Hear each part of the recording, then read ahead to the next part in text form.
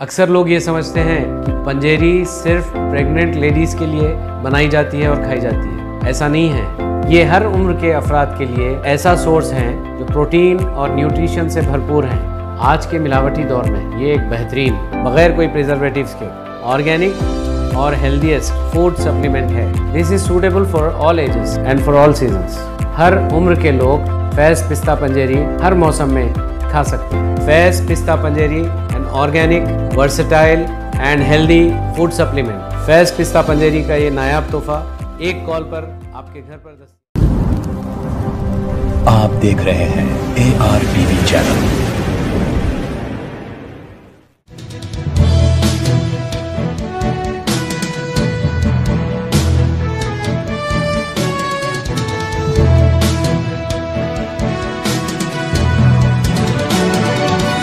अस्सलाम वालेकुम नाजरीन, आप देख रहे हैं सैयद शाह के साथ ARTV पर खबरनामा।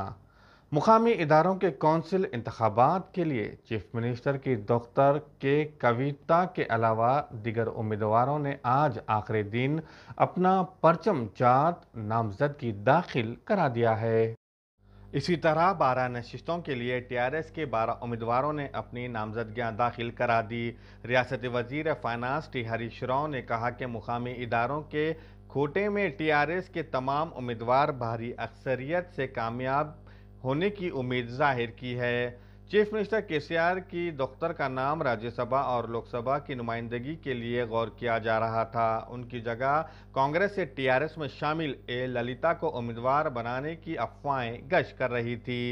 ताहम लम्हा आखिर में चीफ मिनिस्टर ने के कविता को ज़िले निज़ामाबाद के मुकामी इदारों से कौंसिल का उम्मीदवार बनाने का फैसला किया है, जिस पर आज कविता ने रियासती वजीर प्रशांत रेड्डी, बाजी रेड्डी, गोवर्धन रेड्डी के अलावा मुत्तहिदा ज़िले निज़ामाबाद की नुमाइंदगी करने वाले TRS के अरकान असम्बली के साथ कलेक्ट्रेट पहुंचकर पर्चा नामजदगी की चार्जशीट दाखिल किया।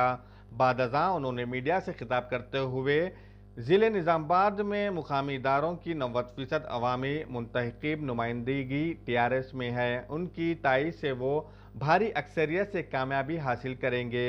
इसके साथ ही करीमनगर, महबूबनगर, नलगुंडा के अलावा दूसरे मुकामात पर TRS के उम्मीदवारों ने भी अपना पर्चा नामजदगी दाखिल किया। కామారెడ్డి నిజామాబాద్ స్థానిక సంస్థల ఎమ్మెల్సీగా పోటీ చేసే అవకాశం పార్టీ ఇచ్చినందున ఈరోజు నామినేషన్ దాఖలు చేయడం జరిగింది. ఇదివరకు ఒకసారి పార్టీ ఇచ్చినటువంటి అవకాశాన్ని మన స్థానిక సంస్థల సభ్యులందరూ కూడా పెద్ద ఎత్తున ఓటేసి మెజారిటీతో గెలిపించడం జరిగింది. మరి ఈ సంవత్సర కాలంలో అనేక కార్యక్రమాలు గౌరవ ముఖ్యమంత్రి KCR గారి ఆధ్వర్యంలో స్థానిక సంస్థల ప్రజాప్రతినిధుల కోసం చేపట్టడం జరిగింది.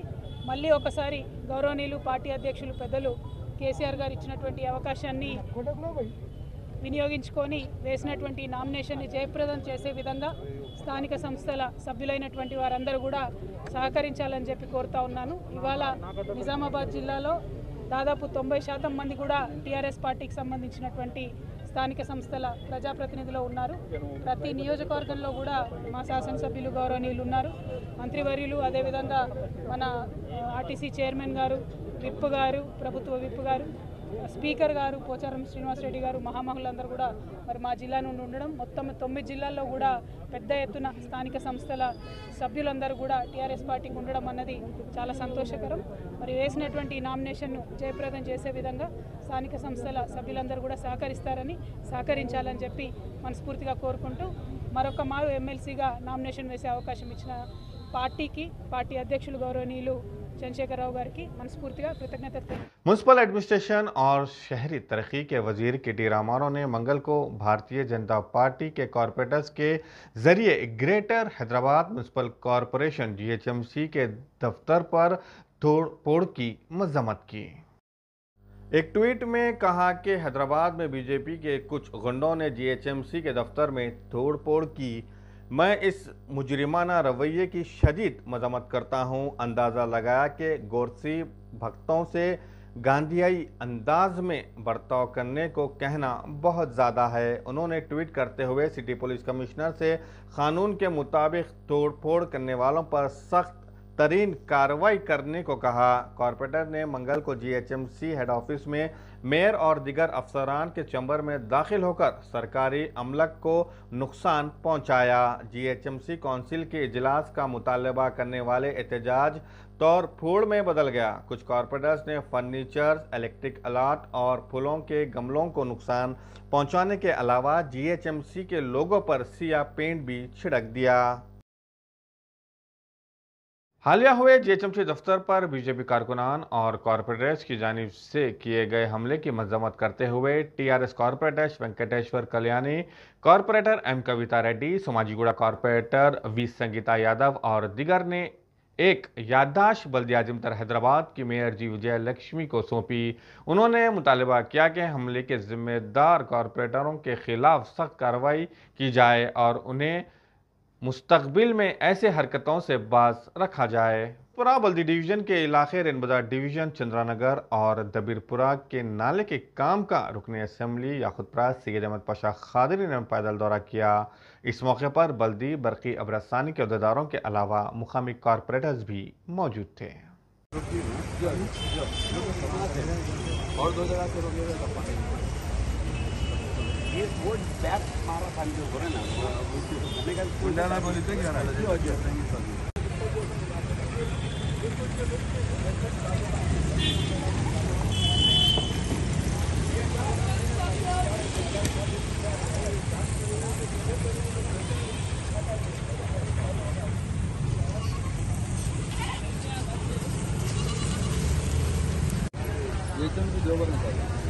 एक लीटर एक टाइम में देते साहब पूरा उसके अंदर कंप्लीट कर लेता ना लेकर दिए उसके लिए काम करे हो चुका।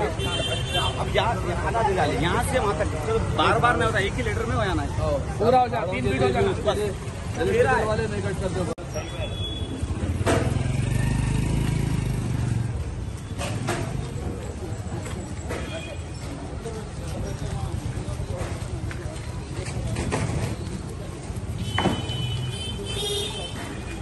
याकुतपुरा असेंबली हल्के के बल्दी डिवीजन रैन बाजार इलाके में और दबीरपुरा बल्दी इलाके में दौरा किया गया। नकीब मिलत बैरिस्टर अशोकुद्दीन साहब सदर मजलिस रुकन पार्लियामेंट की हिदायत पर रैन बाजार डिवीजन में चंद्रानगर में वहाँ के मोरियाँ भरे रहने की शिकायत थी और वहाँ मेंटेनेंस का कुछ वर्क की जरूरत थी। जोनल कमिश्नर मजलिस बल्दिया और executive engineer general manager water house Nagendra sir, ये तमाम बल्दी बरकी आप्रसानी अहदेदारों के साथ एरिया कॉरपोरेटर वासे साहब के साथ थे। वहाँ के दौरे करके कामों की निशानदेही की गई। इंशाल्लाह जल्द से जल्द वो कामों का आगाज होगा। वहाँ के लोग काफ़ी मुश्किलात में हैं। एक तो है कि पानी नहीं आ रहा, इससे एक शिकायत है, उसके लिए बूस्टर का एस्टीमेट मंजूर होके है, काम शुरू कराना है, उसके लिए उजरत करके एमडी से बात करके कराएंगे। दूसरे डिसिल्टिंग के लिए बताया मैं कि वो बड़ी लाइन है, पूरा स्टार्टिंग से लेके एंड तक फुल थ्रो डिसिल्टिंग करने के लिए जोनल कमिश्नर साहब को पाबंद किया। उन्होंने मंजूरी देने का वादा किया। इंशाल्लाह 1-2-4 उसके बाद काम शुरू होगा। देवपुरा बल्दी डिवीजन में अलमदार बालाजाई के साथ देवपुरा के नाले के सेकंड बिट का जो काम हो रहा है उसका मुआयना किया गया। काम चल रहा है माशाल्लाह से। जोनल साहब को बताया कि इलेक्ट्रिक पोलों की शिफ्टिंग और झाड़ों की कटिंग के लिए तवज्जो दीजिए। हैदराबाद बैरिस्टर सदुद्दीन अवैसी की हिदायत पर और कॉरपोरेटर वहाब हफीज पटेल की निगरानी में आज AIMIM सीनियर लीडर तलहा कसेरी ने HMWSSB के दफ्तर पर धरना दिया। ये धरना किस लिए किया गया, आइए देखते हैं। ये लो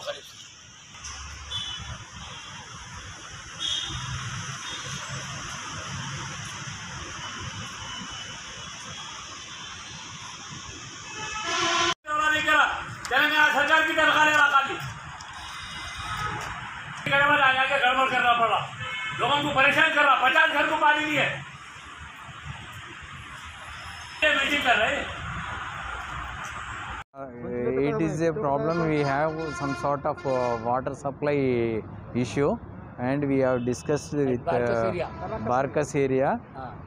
So in need of 4-5 pipes, and that will be done within 15 to 20 days, and we will support the people who are deserve for that water and all basic amenity. What for that the gentleman has come and given the information. Mr. Kaseri has given some information about that area, and we will evaluate and we will do that, and we will give the water supply to that area. This is it's a Telangana government has given good opportunity to give the good water supply to the each and everybody. So we are the entire board itself is working for that only. So due to the nature of communication gap, it may give some delay or something else problem.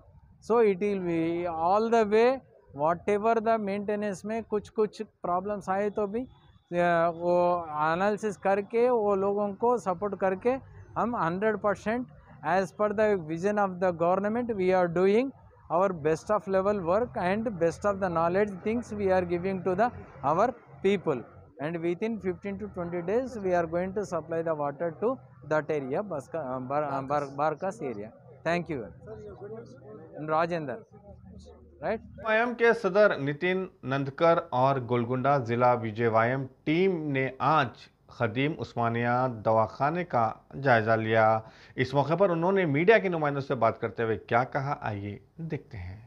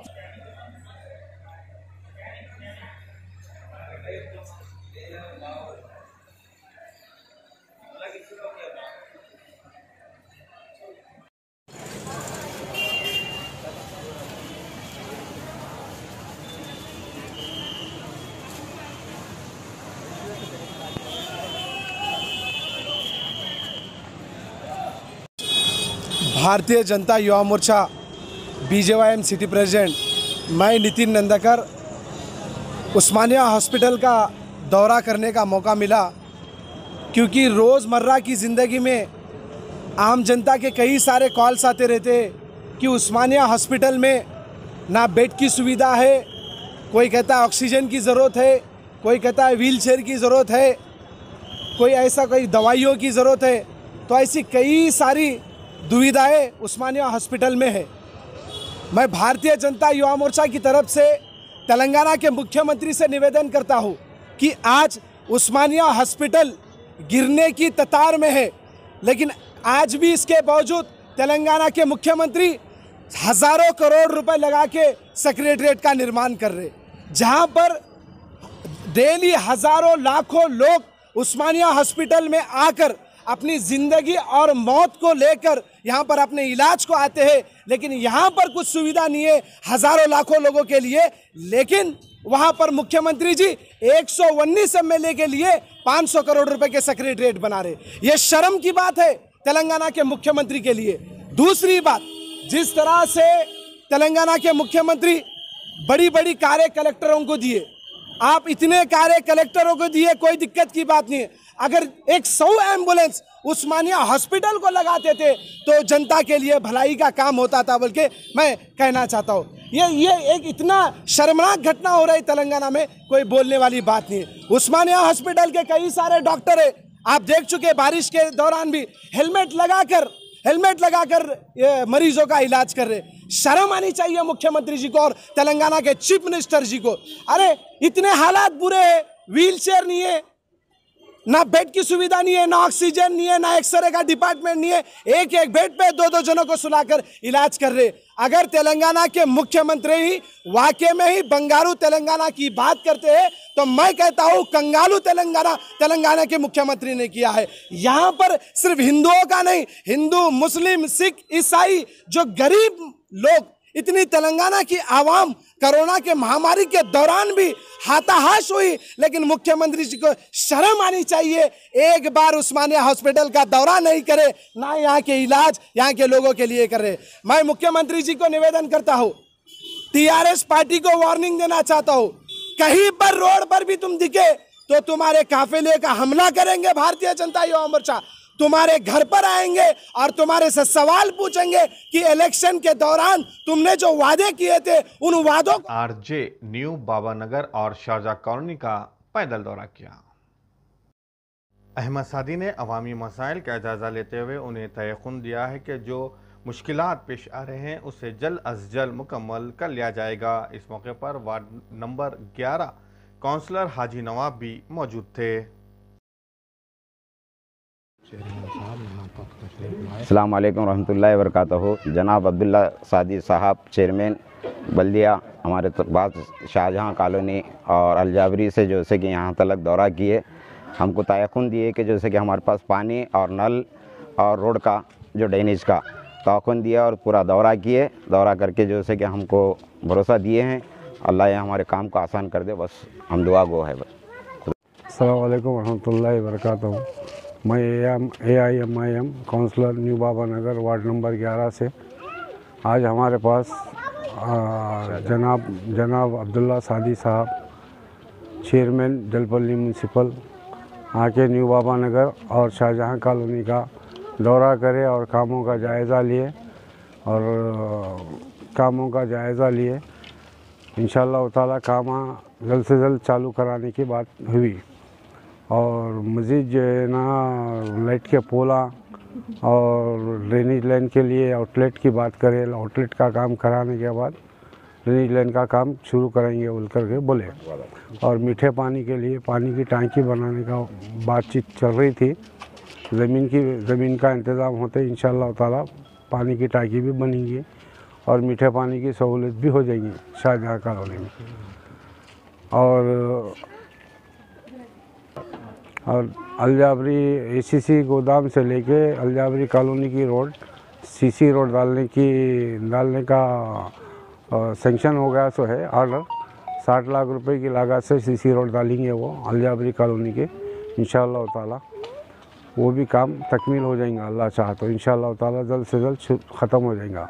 Allah. AIMIM नुमाइंदा corporator Mohammad Hafeez Patel ने आज सादत नगर, हुसैन नगर A block, Ghaus नगर का पैदल दौरा किया। ये दौरा GHMC के आला अहदेदारों के साथ किया गया। इस मौके पर AIMIM सीनियर लीडर सैयद हाजी, एक्टिव लीडर शेख ज़की के अलावा दीगर मौजूद थे। अस्सलामु अलैकुम रहमतुल्लाहि व बरकातहू। आज हल्क़े बारकिस डिवीज़न में नक़वी मिलत बैरिस्टर असदुद्दीन अवैसी साहब व हबीब मिलत आली जनाब अकबरुद्दीन अवैसी साहब की हिदायत पर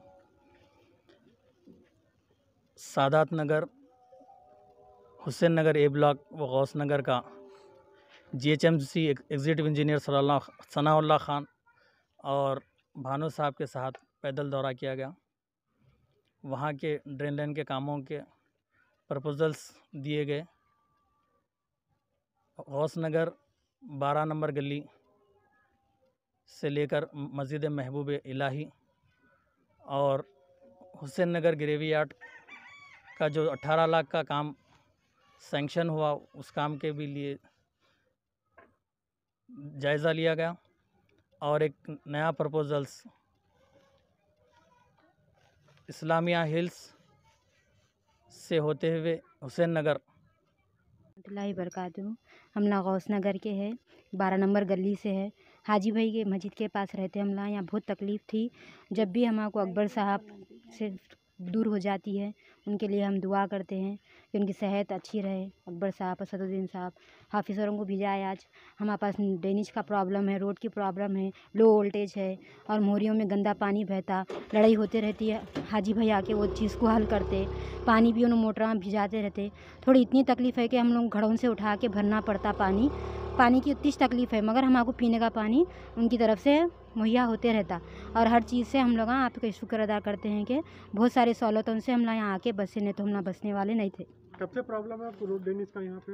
हम लोग यहाँ आके 3 साल हो रहा, मगर प्रॉब्लम तो है बहुत साल से। आज कौन आके सर्वे करे थे? कौन आते यहाँ पे? होटल हाजी भाई है, अभी थोड़े ऑफिसर है आके दौरा करके। क्या बोले आप लोगों को काम जल्द से जल्द होता?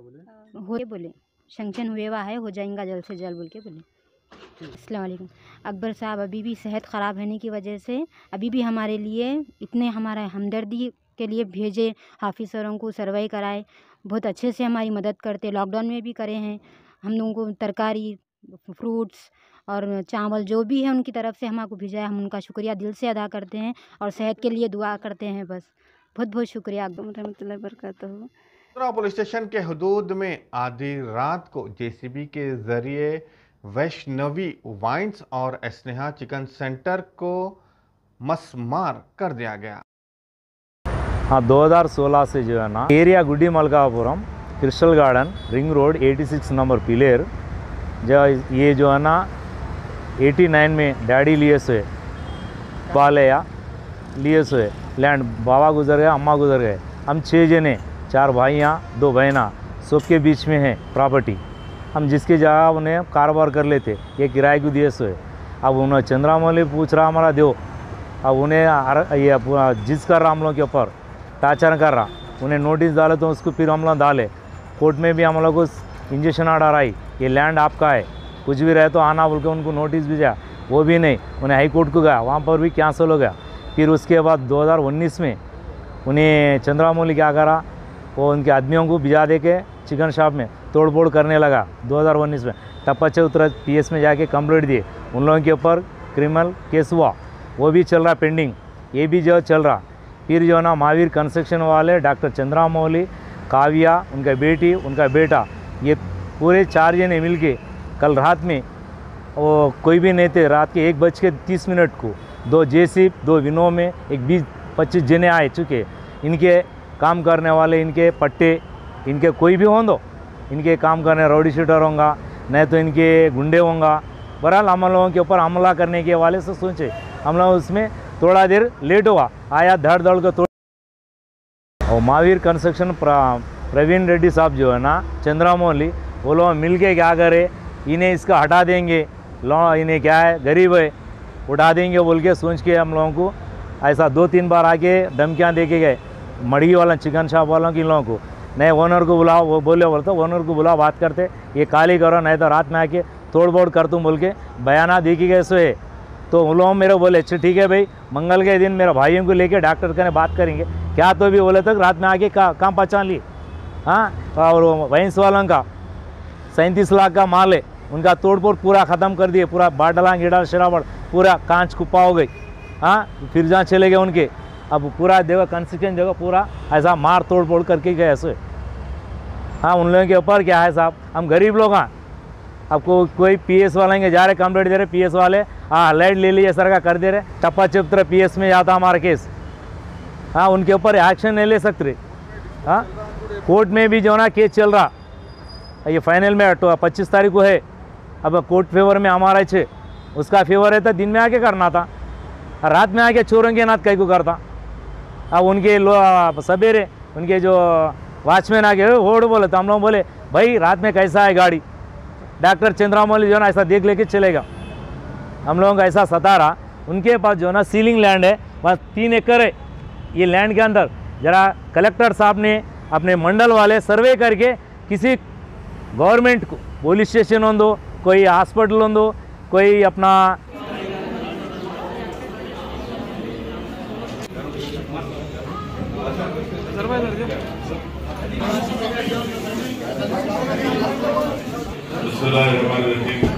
अस्सलामुअलैकुम वरहमतुल्लाहि वबरकातुहू। मोहतरम अहमद पाशा हाजरी साहब, रुकन assembly assembly Yakutpura, zonal commissioner greater Hyderabad municipal corporation जनाब महाराज साहब, district medical health officer Hyderabad district और तमाम हेल्थ के जिम्मेदार ऑफिसर्स, मौजूद हाज़रीन इकराम, आज का ये इजलास हल्क़े असम्बली याकुतपुरा के अलंदा नगर के इस कम्युनिटी हॉल में इसलिए मुनक़्क़द किया गया है कि आप तमाम हज़रात से गुजारिश की जाती है कि कोविड को रोकने के लिए ये बेहद ज़रूरी है कि हम और आप कोविड के दोनों डोज लें, चाहे वो कोविशील्ड हो या कोवैक्सीन हो, जब तक आप 2 डोज नहीं लेंगे आप अपनी जान को खतरे में डाल रहे हैं। आप अपने घर में जो आपके अफराद खानदान या आपके माँ बाप या आपकी औलाद रहती है आप उनको भी खतरे में डाल रहे हैं। और अतराफ व अकनाफ के महल जात में जो लोग रहते हैं इन सब को अगर आप कोविड का पहला डोज या 2 डोज नहीं लेंगे तो खुदा ना खास्ता हो सकता है कि ये कोविड का वायरस आप तक आएगा और फिर आपके अफराद खानदान को मुतासर करेगा और फिर महल्ले में भी कई और आपके इलाके में कई लोगों की सेहत से मुतासर हो सकती है। दूसरी अहम बात यह है कि अगर आप ये समझ रहे हैं कि कोविड का वायरस हमेशा के लिए खत्म हो गया, ये बात बिल्कुल गलत है। आज भी लोग कोविड से वायरस उनको हो रहा है, मुतासर हो रहे हैं। हाँ, ये बात सही है कि पहले के बनिस्बत उसका नंबर बहुत कम हुआ है। आज भी लोग उनका इंतकाल हो रहा है, ये बात बिल्कुल सही है कि पहले के बनिस्बत अल्हम्दुलिल्लाह बहुत से कम लोगों की कोविड वायरस के जरिए से उनकी जान जा रही है। मगर आज भी ये वायरस है और इसके मुकम्मल रोकथाम के लिए मैं खास तौर से बहादुरपुरा मंडल, सईदाबाद मंडल और आपके चारमीनार और बल्लागुड़ा मंडल के इंचार्ज मंडल में रहने वाले तमाम जिम्मेदारों से, यहाँ के इस 4 मंडल में रहने वाले तमाम हजरात से, खवातीन से और 18 साल से जो ज्यादा उम्र के नौजवान हैं, बुजुर्गों से भी आप ये दूंगे। अभी भी इन 4 मंडल में 3,55,628 लोगों को दूसरा डोज देना है। तो मेरी आप तमाम से गुजारिश है कि इन 4 मंडल में रहने वाले तमाम लोगों से अपील है कि आप लोग अपना दूसरा डोज लीजिए, चाहे कोविशील्ड हो या कोवैक्सीन हो। आपके घर तक आशा हेल्थ वर्कर्स आ रहे हैं, आप उनसे ताउन करिए, इंजेक्शन वायरस का जो इंजेक्शन है लीजिए। और अगर आपसे कोई टेलीफोन नंबर पूछा जाता है तो गलत नंबर मत दीजिए, क्योंकि अगर आप पहला डोज लिए हैं या ले रहे हैं तो उनकी जिम्मेदारी होती है कि वो जो वक्त है 60 डेज का, 2 डेज के बाद दूसरा डोज आपको देने वो खुद आएंगे और हुकूमत की तरफ से हर घर पर जाकर कोविड वैक्सीन के लिए आपके घर तक ये तमाम हेल्थ के जिम्मेदारान, सेहत के जिम्मेदारान आपके घर पर आएंगे, आपको कोविड का वैक्सीन देंगे। आप बराए मेहरबानी इनसे ताउन करिए, इस डोज को लीजिए, अपनी जान को बचाइए, अपनी सेहत को अच्छा रखिए और इस वायरस को खत्म करिए। मैं आपको यही बताना जरूरी समझता हूं कि यूरोप में, रशिया में कोविड तेजी से फैल रहा है। आप देख सकते हैं इंटरनेट पर जाकर के आज भी रशिया में रोज 700 से ऊपर लोगों की मौत हो रही है। यूरोप में, ऑस्ट्रिया में, जर्मनी में अचानक वहां पर कोविड फैल रहा है।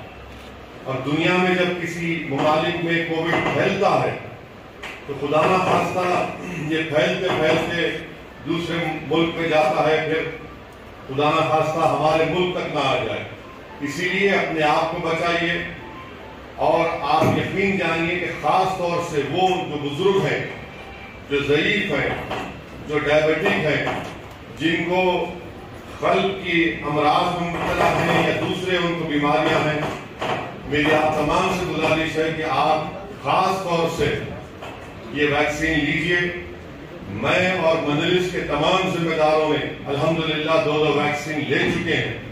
और आप जानते हैं कि जब पहला वैक्सीन देने का सिलसिला शुरू हुआ, सबसे पहले मैं खुद जाकर वैक्सीन लिया ताकि आप लोगों तक ये पैगाम पहुंच सके, ताकि आप लोगों के दिलों में अगर खुदा ना खास्ता कोई गलत फहमी है या फिर शुकूक व शुबहात है उसको दूर किया जाए।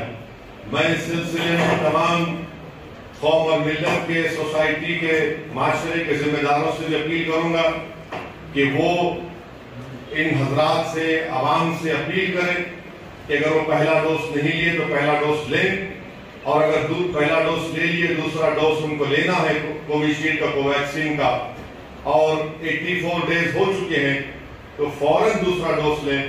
हम तमाम की जिम्मेदारी है कि हम अपने शहर को, अपने रियासत को, अपने मुल्क को इस वबा से बचाएं, ताकि वो जो दूसरी कोविड की सेकेंड वेव में आप और हमने देखा कि कैसे लोगों की मौत हो रही थी, कैसे अस्पताल में बेड नहीं मिल रहे थे, ऑक्सीजन की कमी थी, दवाओं की कमी थी।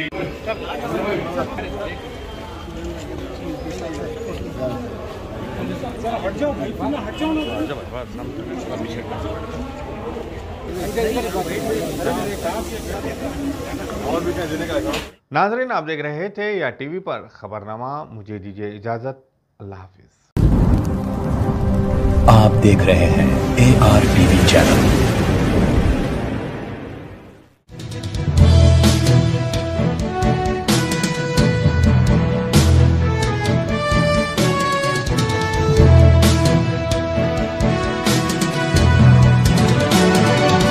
अक्सर लोग ये समझते हैं कि पंजेरी सिर्फ प्रेग्नेंट लेडीज़ के लिए बनाई जाती है और खाई जाती है। ऐसा नहीं है। ये हर उम्र के अफराद के लिए ऐसा सोर्स है जो प्रोटीन और न्यूट्रिशन से भरपूर हैं। आज के मिलावटी दौर में ये एक बेहतरीन, बगैर कोई प्रिजर्वेटिव्स के, ऑर्गेनिक और हेल्दीएस्ट फूड सप्लीमेंट है। This is suitable for all ages and for all seasons. हर उम्र के लोग फैज़ पिस्ता पंजेरी हर मौसम में खा सकते हैं। Faiz Pista Panjeeri an organic, versatile and healthy food supplement. Faiz Pista Panjeeri का ये नायाब तोहफा एक कॉल पर